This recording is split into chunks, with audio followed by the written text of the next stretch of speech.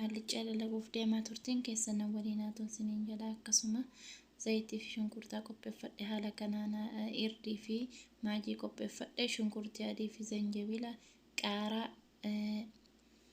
wantoota na barbaachisan jechuudha. Akkasuma kaarotiis haala kanaan qopheeffadhe qaarallee firee isii keessaan gatu kaarotii fi dinnichallee haala kanaan qopheeffadhe.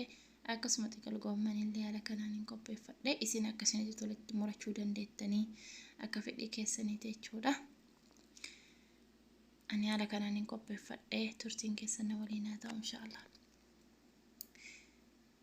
Tole irra kaa'een jira jechuudha. Xiqqoon hin diimessaanii xiqqoo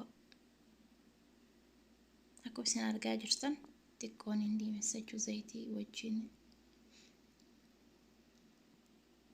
Turtiin keessan waliin haa ta'u share comment naa godhaa jajjabeessaa walaa jabeessinuun isiniin jedha obboleewwan kee hundi keessanuu. Akkasuma share naa godhaa. Tole hamma jalqabarratti juuzaratti kaarotiin itti godha dhiifama afaan wal keessa nu argaa ta'e afaan biyya arabaatti kaarotiin itti godha haala kanaan muradhe isin haala barbaaddan murachuu dandeettanii jechuudha. Daqiiqaa muraasa booda dhiqataan jira. Daqiiqaa muraasa booda immoo xiqqil goomman itti naqadha. Baay'een tursiisu jechuudha. Hanguma xiqqoo inni irraa tursiisa.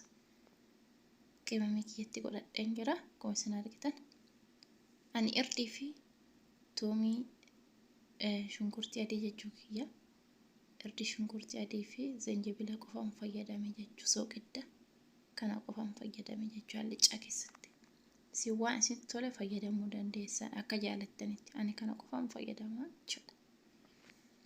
Soqiddalee akkanumatti yoo ittiin naangeen itti dabala akkanumaan inni malumaan itti godha jechuudha. Homaan wannoon jechuudha. Qammasee ilaalee booda immoo yoo soqiddiin ga'inni ta'e itti dabala. Tole dhiqadhe jira xiqqil goommanii kiyya. Amma ittiin naqadhaa jecha. Baay'ee addaan hin tursiisu jechuudha. Aga tokko qofaan tursiisa. Akkuma isin argaa jirtan bishaan uumaa takka ittiin dabalu maal xiqqil goomman inni ofiifuu bishaan yaasa waan ta'eef uumaa takka bishaan ittiin godhu jechuudha.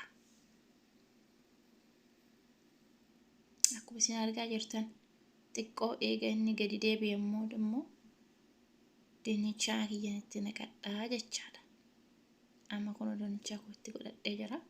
Baay'ee addaan hin tursiisu jechuudha. Osoma bishaan takka illee ittiin godhin bilcheessaa.